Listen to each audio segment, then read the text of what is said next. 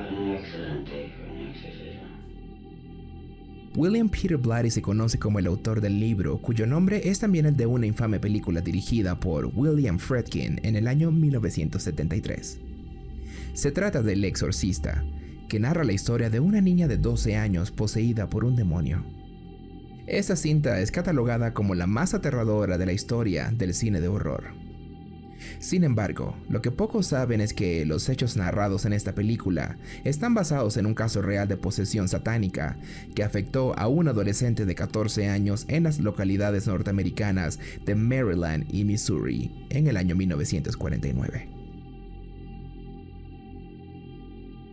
El adolescente, a quien la Iglesia Católica le dio posteriormente el seudónimo de Roland Doe para proteger su verdadera identidad, era hijo único de una familia de origen alemán y de creencias lutero-cristianas. Los extraños fenómenos comenzaron en propiedad en enero de 1949 en la misma casa de Roland, cuando en el dormitorio de su abuela un cuadro en el que se representaba a Jesús apareció torcido y este se movía como si alguien golpeara la pared tras él. Cuando el cuadro fue enderezado, se siguió escuchando el chirrido de unos arañazos tras la pared, como si una garra rascara la madera. Los arañazos continuaron escuchándose por 11 días continuos y se detuvieron justamente el día en que murió Harriet, una tía espiritista de Roland que le había enseñado a manejar el tablero Ouija. Cuando la mujer falleció, el adolescente habría intentado contactarla a través de la famosa y esotérica tabla. A partir de ese momento se agudizaron los problemas.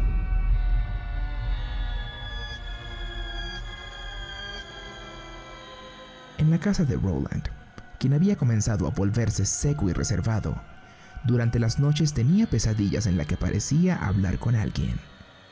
Los arañazos en las paredes se reanudaron, los muebles comenzaron a moverse solos y muchos objetos comenzaron a levitar. El caso llegó a oídos de un reverendo local y este, sospechando que un poder maligno pudiera haber invadido el cuerpo de Roland, se puso en contacto con un especialista, el sacerdote católico Albert Hughes, quien visitó al chico. Llevaba consigo una botella de agua bendita y unos cirios para iluminar su habitación. Pero a poco de entrar, la botella con agua bendita explotó y las velas, al ser prendidas, lanzaron grandes llamaradas.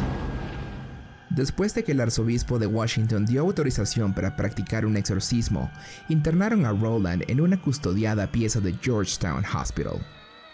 Roland fue atado con unas correas a una cama y al entrar Hughes en la habitación, Roland despertó violentamente y con la misma voz tétrica de antes le ordenó quitarse la cruz que llevaba oculta. Asimismo, habría comenzado a proferir juramentos en una lengua semítica y aramea, mientras en su pecho comenzaban a aparecer nuevos arañazos en forma de palabras. El padre Hughes se arrodilló junto a la cama de Roland y comenzó a recitar las oraciones previas para preparar el exorcismo.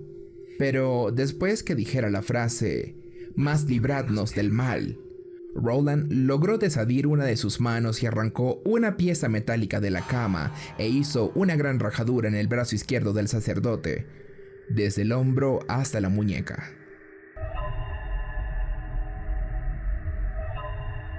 El 10 de marzo de 1949, Bishop y Bowdern hablaron con Roland y rezaron el rosario con él. El adolescente parecía tranquilo, pero en cuanto le dejaron solo en su habitación, volvió a gritar pidiendo ayuda. Tenía 2 arañazos en forma de cruz en sus antebrazos.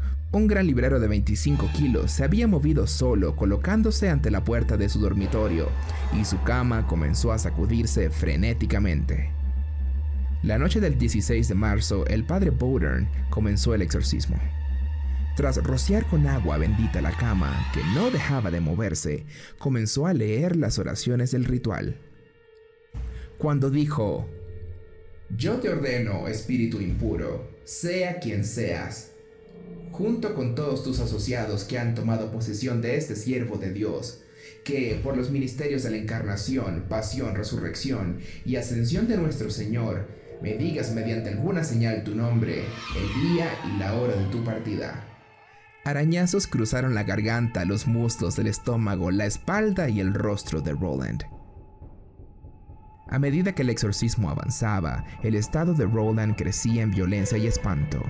Hablaba y gritaba con una voz ronca, reía con una carcajada diabólica, insultaba a los sacerdotes y maldecía al oír las plegarias o el nombre de Jesús. Y en los pocos momentos de calma proyectaba una aura siniestra que los exorcistas llaman el roce de Satanás. El día 18 de abril, luego que el joven fuera ingresado en el Hospital de los Hermanos de los Pobres de St. Louis, se libró la última batalla contra el maligno. Los religiosos pusieron en la habitación una estatua del arcángel San Miguel, venciendo al dragón antes de que el padre Bowdern pronunciara las últimas letanías del exorcismo. A los pocos minutos, de la propia boca de Roland, salió una voz nueva, límpida y profunda. «Satanás, Satanás, soy San Miguel y te ordeno a ti y a los otros espíritus malignos que abandonéis el cuerpo en nombre de Dios, inmediatamente, ahora». Entonces, durante varios minutos, Roland se debatió violentamente entre espantosas contorsiones. Luego, tras detenerse abruptamente, este dijo con toda calma y a todos los presentes: «Se ha ido». A la mañana siguiente comulgó en la capilla del hospital y por la tarde durmió una larga siesta. Y cuando despertó parecía no recordar nada de su horrible experiencia.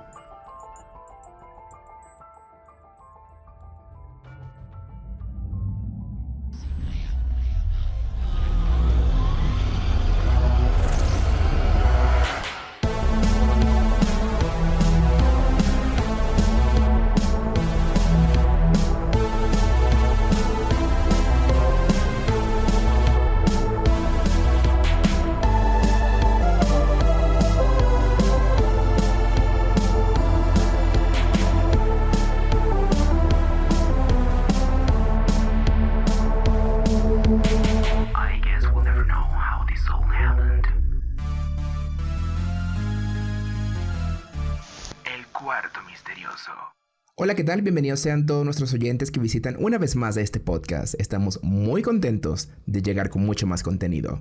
Recuerden que si nos escuchan desde YouTube, suscríbanse a nuestro canal y activen la campana de notificaciones, o si están desde una plataforma de streaming como Spotify, Apple Podcasts, Google Podcasts, Audible, Anchor y todas las demás, suscríbanse para que la plataforma les avise cuando estrenemos un nuevo episodio.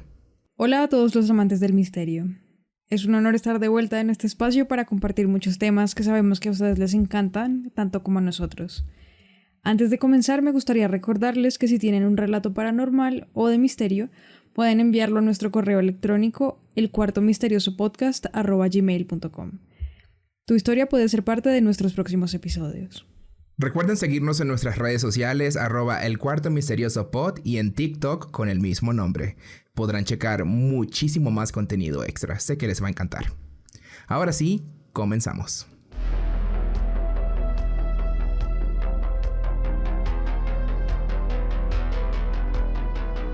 Sigamos caminando por este laberinto lleno de sombras que nos llevará al cuarto misterioso.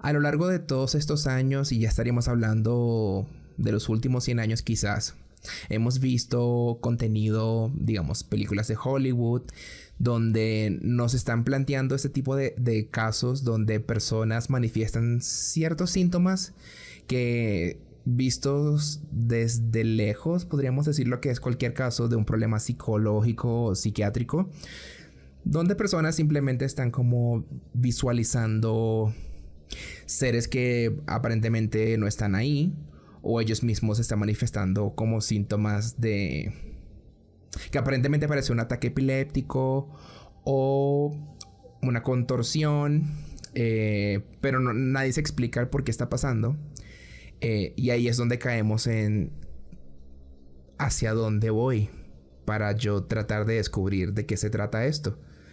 Me voy para el lado científico, o sea, me veo a un psicólogo, a un psiquiatra para que me trate, o acudiría más bien al lado espiritual, al lado religioso, como lo que es la Iglesia Católica en este caso, para ver si se trata de un caso de exorcismo.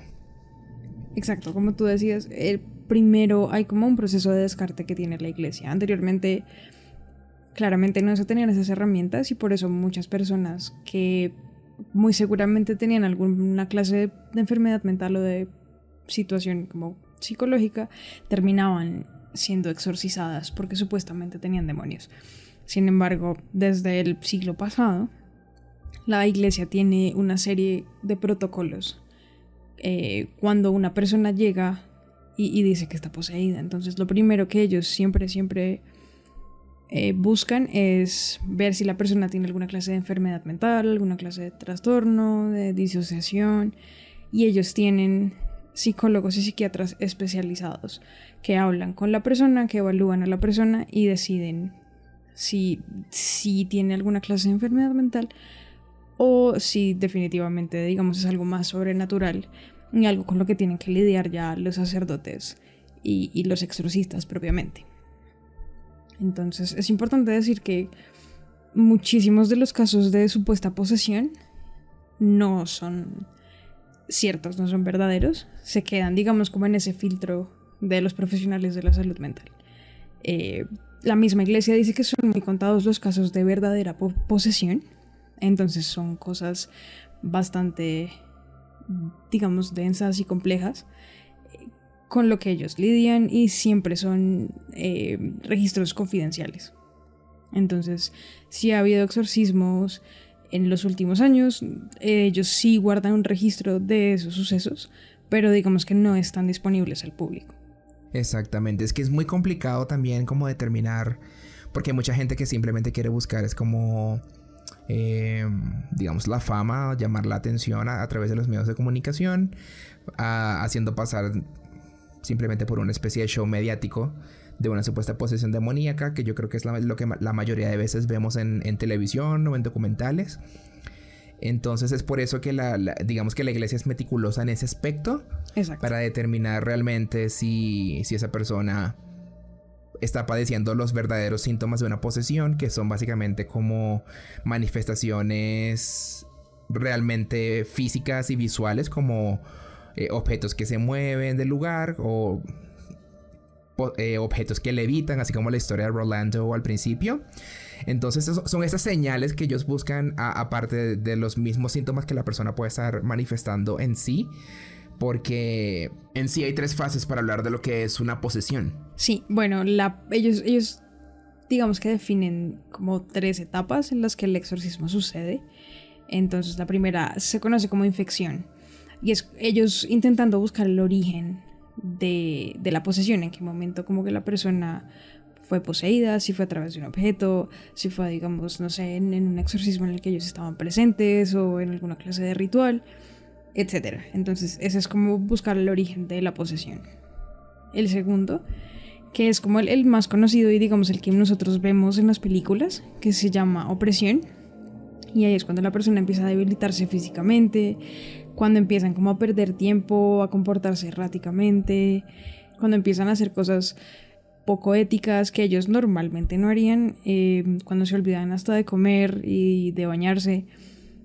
Y ya la última se llama aceptación, que es cuando la persona poseída supuestamente empieza a aceptar el control del demonio invasor.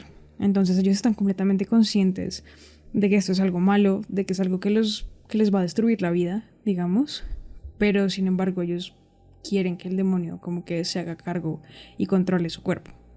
Es que yo me imagino que ahí entra la parte de la manipulación, de lo que llaman la manipulación demoníaca, que es como que a esta persona la está engañando, quizás haciéndose presente de una forma donde no es tan peligrosa aparentemente.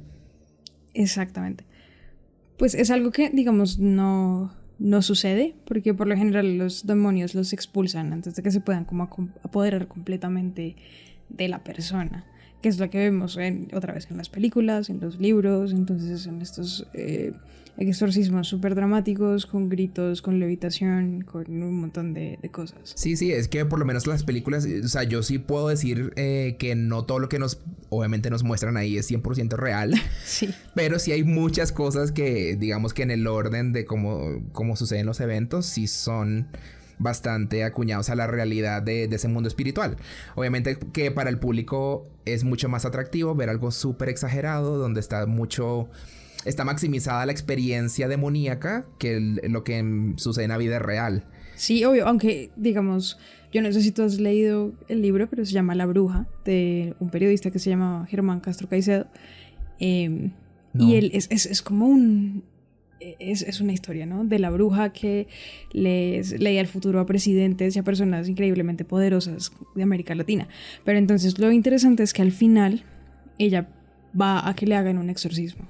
Entonces, claro, esto todo se supone que realmente sucedió y pues Castro Caicedo era un periodista súper serio y se supone que el libro es no ficción. Y entonces él cuenta el exorcismo y la mujer empieza a vomitar clavos y a hablar en lenguas y con voces que no son la de ella, y supuestamente todo esto es cierto, ¿no? Entonces es una cosa bastante dramatizada, pero que supuestamente sucedió de verdad y te lo está contando un periodista de buena reputación en un libro, pues que fue muy controversial en su época, y eso es bastante interesante porque uno no sabe si creer o no. Porque esta persona que supuestamente está dedicada como a contarme la verdad me está diciendo esto, como que se zafa un poco de lo que uno entiende, como lo que es cierto y lo que es posible.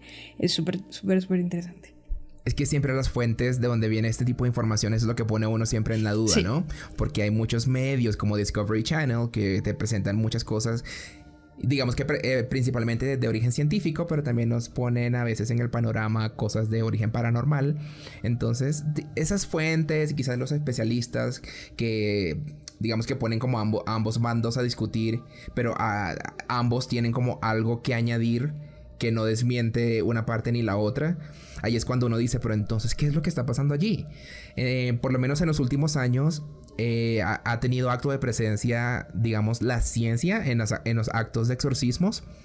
Y por lo menos hay un personaje muy, se está haciendo un poco reconocido, que se llama Richard Gallagher, que ha estado presente en un sinnúmero de exorcismos en los Estados Unidos, donde él ha visto los comportamientos y en la mayoría de esos casos, muchos ha descartado, pero muchos de ellos también los ha tomado como casos reales, y él ha estado presente, digamos que en todo ese ciclo. Sí, de hecho, pues Gallagher es un psiquiatra, es una persona académica, como con un montón de estudios sobre la psique humana. Pero entonces es esta persona que es un médico y un profesional de la salud que también está como diciendo que los exorcismos sí existen y sí son reales, y ha participado de muchísimos exorcismos. Entonces, él, como el más impresionante que él tuvo y el primero que realmente lo marcó, fue el exorcismo de Julia, que es una mujer que era una sacerdotisa satanista, que dice que está poseída por un demonio. Entonces ya les voy a contar la historia.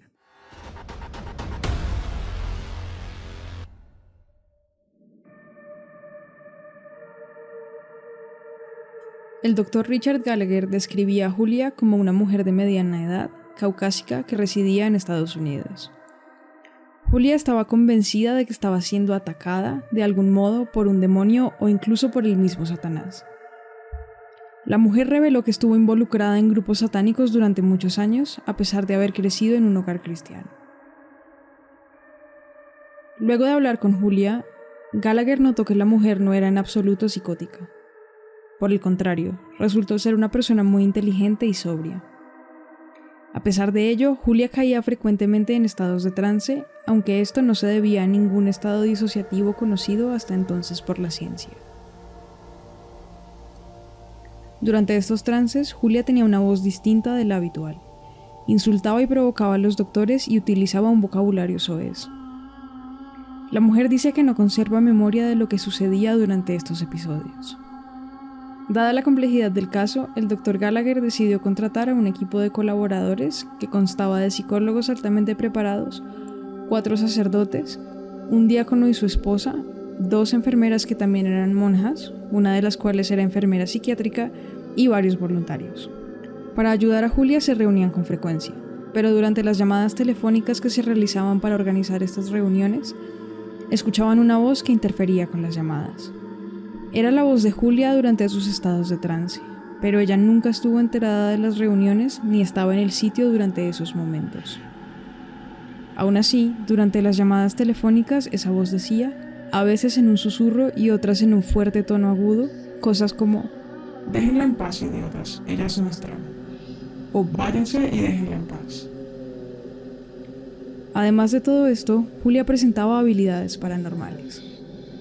Por ejemplo, fue capaz de describir en gran detalle cómo murió uno de los familiares de uno de los miembros del equipo. En otra ocasión, fue capaz de adivinar dónde estaba uno de los sacerdotes, describiendo detalladamente la sala en la que éste se encontraba, sus vestimentas y sus pensamientos. Todo lo dicho por Julia fue confirmado luego por ese mismo sacerdote. Después de toda la evidencia que hallaron, decidieron hacer un exorcismo.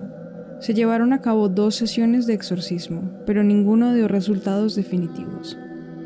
Durante las sesiones, Julia mostraba fuerza sobrehumana y llegó a levitar sobre la cama hasta 30 minutos. Los sacerdotes también notaron que las entidades dentro de Julia podían distinguir el agua corriente del agua bendita. Estas sesiones fueron suspendidas por la misma Julia, extenuada por los rituales, y no se sabe con exactitud cuándo se harán de nuevo.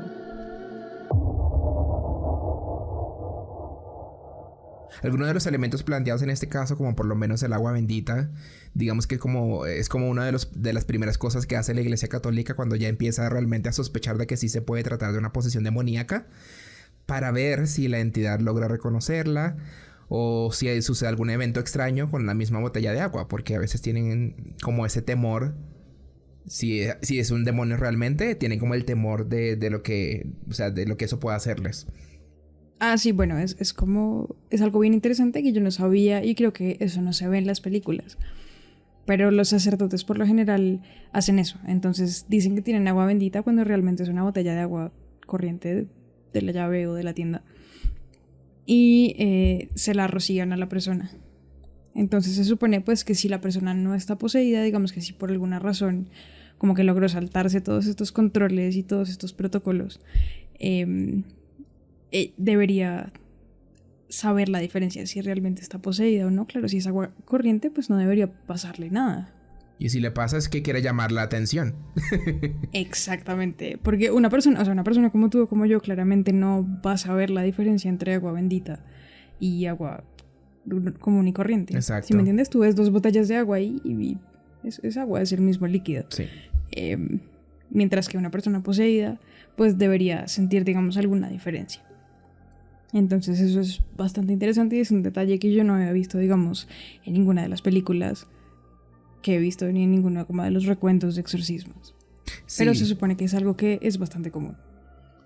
Sí, es muy cierto porque son elementos que se plantean al momento como para tratar de comprobar, y son incluso elementos que no los exorcistas aplican como tal, pero también que el sacerdote de la iglesia de tu localidad puede hacer, como para enviar las pruebas a lo que es a esos exorcistas especializados realmente, para que, o sea, es como un cúmulo de evidencias que van a datar y decir de que sí se trata de un caso de posesión, para que ellos puedan incluso intervenir posteriormente e iniciar estas sesiones. Yo tengo un evento súper interesante que es un caso de exorcismo que, bueno, incluso existe una película y ya es un evento histórico porque sucedió ya hace muchos años, incluso ya desde el 1973. Creo que muchas personas que nos están oyendo en este momento han visto la película del exorcismo de Emily Rose, que es básicamente esta chica poseída por varios demonios. Y pues bueno, aquí en esta película se logra evidenciar como ese debate entre la ciencia y el lado religioso, ocultista, místico, o la intervención de esa iglesia católica. Y es como que se lleva a cabo un juicio. Y básicamente los elementos y todos los acontecimientos de esta película, obviamente sí vamos a ver mucha exageración en los hechos, pero en sí, o en como toda la película en sí Sí, esos fueron los hechos que ocurrieron. No se llamó Emily Rose, pero se llamaba Anneliese Michel. Escuchemos este relato.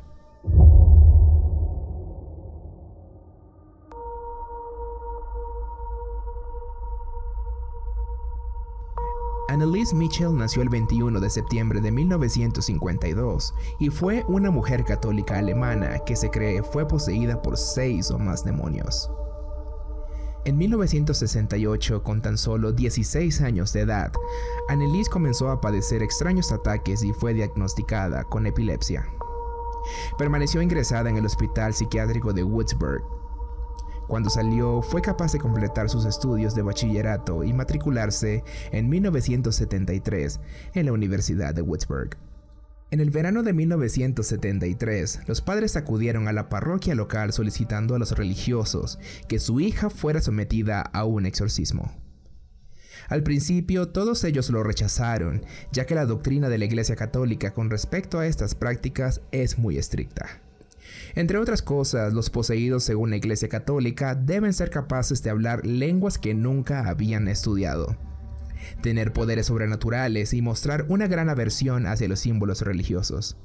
Poco después, el párroco Ernest Alt, considerado un experto en la materia, creyó probar que Anneliese reunía las condiciones suficientes para considerarse poseída por un demonio y consiguió el permiso de las autoridades eclesiásticas para realizar un exorcismo siguiendo los pasos del Rituale Romanum. Durante las sesiones, Anneliese manifestó estar poseída por hasta 6 demonios diferentes, incluidos Caín, Judas Iscariote, Nerón, Adolf Hitler, Fleischmann y Lucifer. El exorcismo se prolongó durante 1 año y finalmente Anneliese murió a la edad de 23. Está registrado que las últimas palabras que la joven le dijo a su madre fueron: "Madre, tengo miedo", y que la última frase que dirigió a los exorcistas fue: "Por favor, pidan la absolución". La autopsia de Anneliese atribuyó al fallecimiento por desnutrición y deshidratación. Antes de eso, se había destrozado la rodilla por sufrir ataques de genuflexión compulsiva. Días antes de su muerte, los padres de la chica aseguraron haber visto sombras corriendo por el pasillo que daba hacia la habitación de su hija. Momentos antes de su muerte, Anneliese estaba en una clase y aseguró que todos los demonios la seguían. Esto hacía que hasta sus mejores amigos dejaran de visitarla, excepto su novio.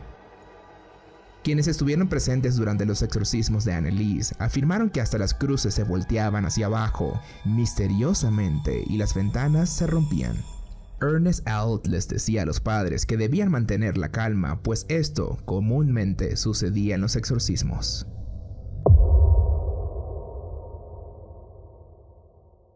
Bueno, es bastante triste la historia, creo. Fuera de si realmente fue una posesión o no. Creo que el hecho de que haya muerto como por desnutrición y como que haya sido víctima de todo este desgaste físico y emocional es algo bastante triste, ¿no? Para que una muchacha como que tenga que atravesar por eso, y aparte de todo es como el sufrimiento de la familia y del novio y como de las personas cercanas. Y es bastante triste, pero es también bastante impactante, ¿no? Como el recuento de todas las cosas y de elementos que ya son bastante comunes en películas de terror, como las cruces girándose y todas estas cosas. Pero creo que sí es bastante triste que incluso ella como que sus últimas palabras sean como pedir perdón, pedir absolución y sentirse de alguna forma como culpable por lo que le sucedió, aunque de ninguna forma, digamos así, sea enfermedad mental o posesión, ella es culpable de eso. Son solo cosas que suceden que están como fuera de su control. Exactamente, y es que también la película y el contexto y los elementos nos van a poner siempre en la duda, como en el medio, y nos vamos a entender o saber realmente de qué lado estaba, si era una enfermedad o si realmente fue un caso de posesión. Sí, es bastante triste y es también como bastante fácil de sensacionalizar, digo yo. Por eso es que la película basada en los hechos es como un clásico y fue tan popular y todavía es como tan central y vigente en el género, ¿no? Exactamente. Bueno, te voy a contar la historia de Amy, que este es un exorcismo y como una posesión bastante particular, porque no es, digamos, tan dramática y tan terrible como las que hemos visto, como la de Roland Doe y como la de Annalise. Es bastante peculiar, es también una historia bastante compleja y bastante densa. Y entonces ya les voy a contar bien la historia de Amy Stamatis.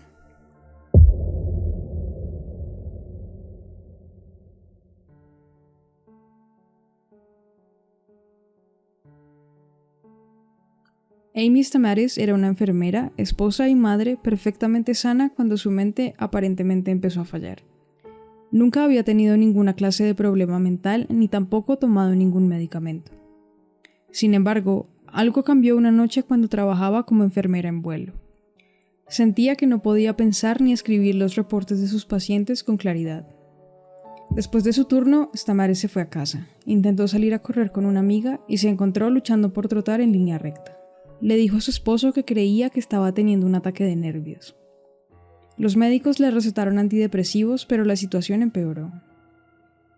A los pocos días de presentar los síntomas por primera vez, la que fuera una mujer sana y vibrante, con una familia y una carrera exitosa, fue repentinamente internada en un hospital psiquiátrico. Stamatis empezó a experimentar intensas ideaciones suicidas, algo que nunca antes había sentido. Y fue en ese momento cuando comenzaron los instantes más dramáticos del viaje de Amy Stamatis.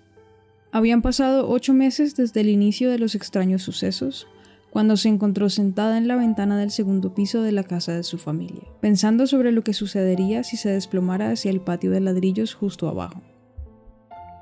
Estaba sentada en la ventana y pensé, si me caigo por esta ventana, apuesto a que moriré, recordó.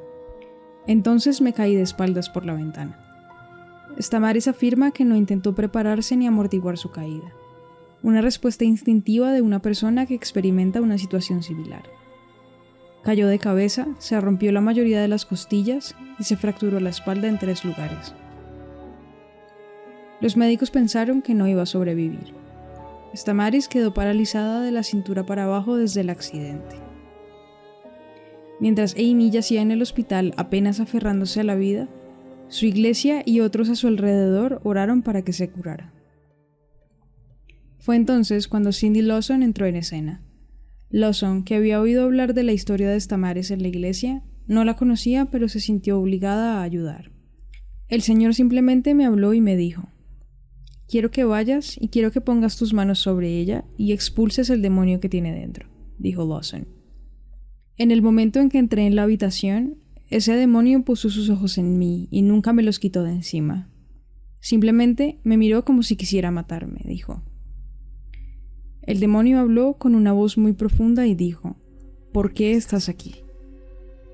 Lawson, sin inmutarse, dijo que estaba familiarizada con las posesiones y que había realizado liberaciones en otros en el pasado. Saqué el aceite de mi bolso y le dije a Amy: «Esto es aceite de unción y te voy a ungir y voy a orar», recordó. Yo podía sentir el espíritu demoníaco en ella. Al final, Stamatis cree que fue sanada ese día cuando Lawson ordenó que el demonio saliera. Poco después, sus facultades mentales retornaron y nunca volvió a experimentar algo así.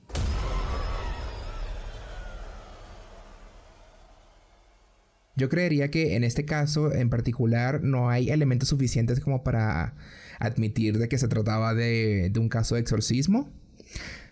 O sea, si yo me pongo a comparar quizás otros casos, aparte de los que ya hemos mencionado acá, porque además buscamos como los más fuertes, pero creo que todos guardan cierta coherencia, o no coherencia, sino como que guardan ciertos elementos en común, que en este caso no, como que no está presente. Ella simplemente un día se sintió poseída, simplemente sintió estas fuerzas en su cabeza, se lanza por la ventana, llega esta otra persona y con un par de palabras simplemente ya sacó a ese demonio. Entonces siento que hay muchas cosas ahí que podrían indicar que quizás realmente pudo haber sido una enfermedad, pero es difícil determinarlo, ¿no? Sí, no, o sea, a mí también me parece bastante extraño y bastante peculiar.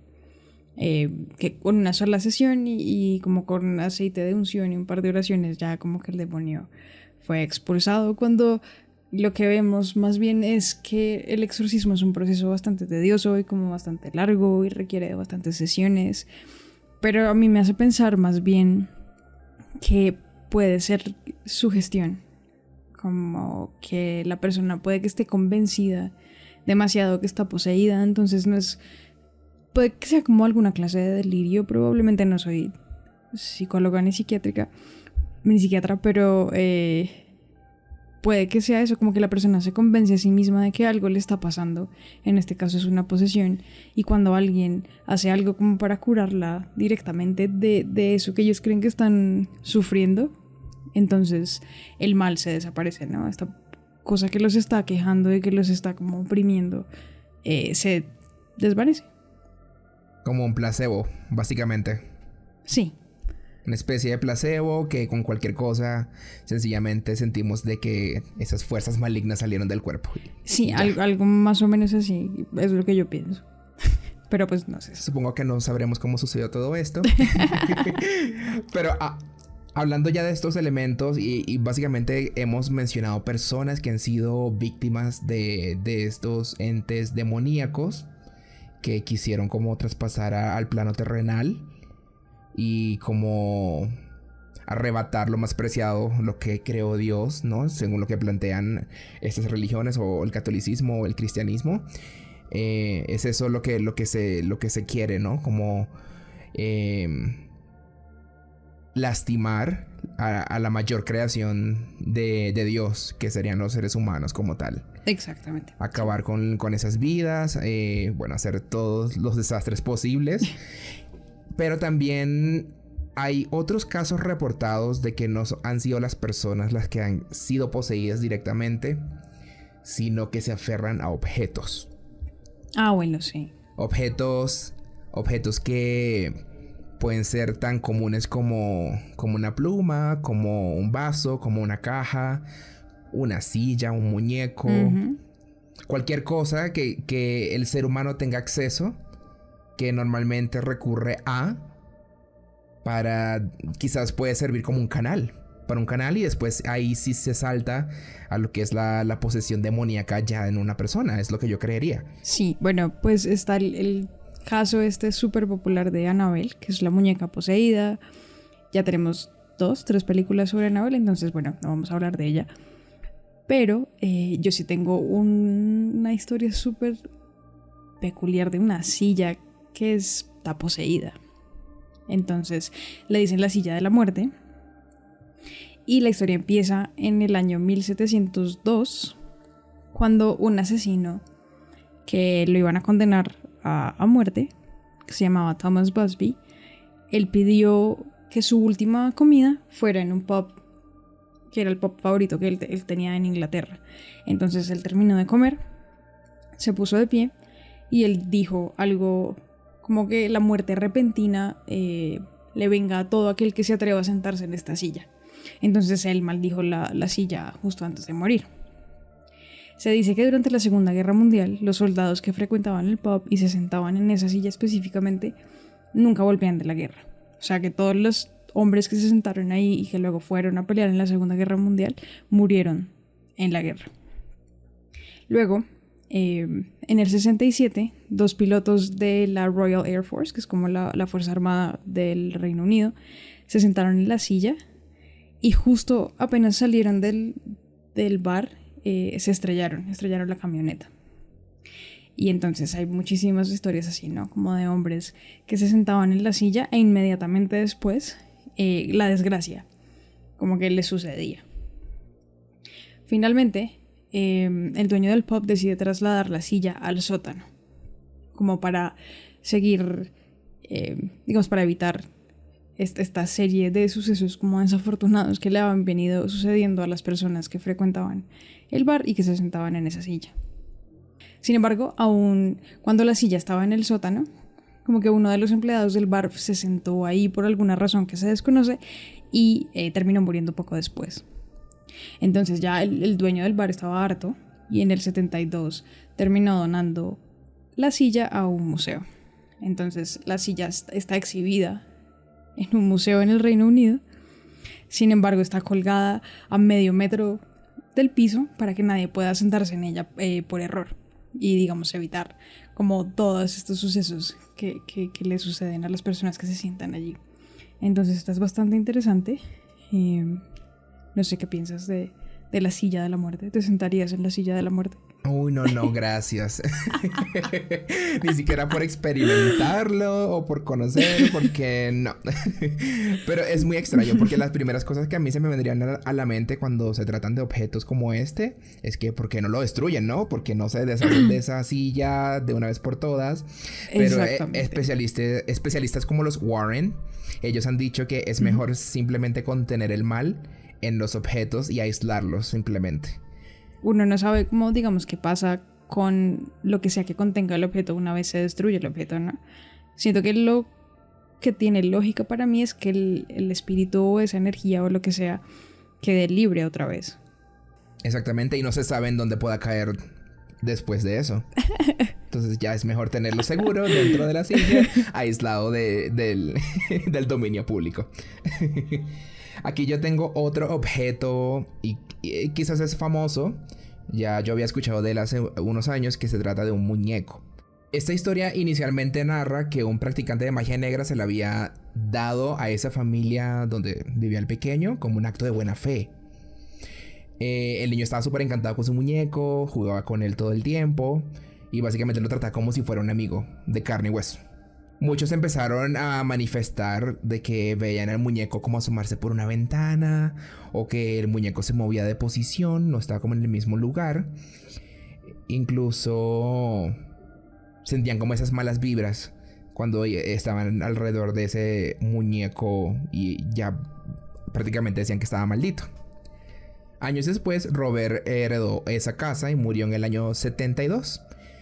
Y en ese momento la casa fue comprada por otra familia y la niña que empezó a vivir en esa casa encontró este muñeco en el ático y obviamente se asustó porque es que el muñeco no era muy amigable a la vista y decía que ese muñeco estaba vivo y que la quería matar, y siempre estas malas vibras como que se volvieron a repetir nuevamente, pero en esta otra familia. Al final de todo esto, el muñeco terminó en una galería de arte en Key West y allí reposa como en una vitrina para que nadie pueda tener acceso a él, pues dicen que ciertamente está maldito y puede traer muerte a quien lo posea. Este es bastante extraño porque creo que el dueño original del muñeco, el niño, creo que nunca sufrió, ¿no? Por nada de lo que hizo el muñeco. Era más bien como su amigo. Pero entonces como que el resto de personas sí veían que el muñeco hacía cosas extrañas o tenían sensaciones raras. Creo que esto es bastante perturbador. No es viendo aquí el muñeco porque estoy viendo el muñeco como en Google, aquí lo busqué. Y no está tan mal, es decir, no está terrible como Annabelle, que sí tiene una cara bastante extraña. Pero es interesante que el muñeco como que tenga toda esta historia tan extraña y tan rara y que se los haya dado una persona como practicante de magia negra. Me hace desconfiar bastante. No, totalmente. Bueno, tú me hablaste de un muñeco, yo te voy a hablar de un vestido. Esta es la primera vez que yo he escuchado hablar de una prenda de vestir poseída o embrujada. La historia es que una muchacha de una familia rica a mediados del siglo XIX, que se llamaba Anna Baker, se enamoró de un herrero. Entonces el padre de Ana se oponía al matrimonio, hasta tal punto que él llegó a hacer que desterraran al muchacho del pueblo. Entonces la hija quedó esencialmente como condenada a una vida de soltería. Ella no dejó de pensar en este muchacho del que se había enamorado hasta que se murió en 1914. Fueron más o menos 64 años después de lo que pasó. Entonces, al parecer, antes de que el muchacho dejara el pueblo, Ana ya había comprado el vestido de novia que planeaba usar en el matrimonio. Entonces, cuando Ana se murió, los visitantes de la casa, que ahora es un museo, ellos afirman que el vestido se mueve por sí solo, especialmente durante las noches de luna llena. Y pues los investigadores han intentado explicar el movimiento del vestido con corrientes de aire y como con circunstancias naturales que ellos llaman. Sin embargo, como que realmente no han encontrado una explicación conclusiva. Es decir, como que no han encontrado esa corriente de aire que hace que el vestido se mueva. Por el momento, el vestido sigue embrujado con el espíritu despechado de Anna Baker. Wow. No, por lo menos en este caso, yo creo que lo mejor es ni siquiera adentrarse mucho más en querer buscar explicaciones. Yo creo que lo mejor, como en el caso de los otros objetos, es mejor mantenerlos aislados, solo por si acaso. Bueno, esta es una historia triste, ¿no? Porque es desamor y es esta mujer que nunca se casó y que siguió pensando en la persona que amaba y como que es tan fuerte ese apego que se transfirió al vestido. Entonces, creo que más que desconfianza y como miedito o perturbación me da como tristeza, como que me duele el corazón por Anna Baker y el muchacho. Sí, no, y la historia ciertamente rompe el corazón, pero los acontecimientos posteriores a la muerte de ella y con el vestido y lo que sucede después, ciertamente es un misterio y es un poquito escalofriante. Nadie quisiera vivir una experiencia como esa. Bueno, sí. También tengo el caso de un cuadro. Estamos hablando de un cuadro que fue titulado como Las manos que lo resisten, o también le llaman como el cuadro que lleva a la muerte. Y yo lo puedo describir como simplemente una pintura donde salen dos niños, una niña y un niño, con una cara neutral y triste a la vez, con unas manos que yo a plena vista puedo decir que son como de unos muertos que están ahí como rascando el vidrio. Y es una pintura que fue adquirida por un actor de Hollywood llamado John Marley en la década de los 70. Después de que murió esta persona, el cuadro fue el único objeto que sobrevivió a un incendio que hubo en la casa. Okay. Cuenta la pareja que las figuras de la pintura se movían por la noche e incluso llegaban a desaparecer por completo del lienzo.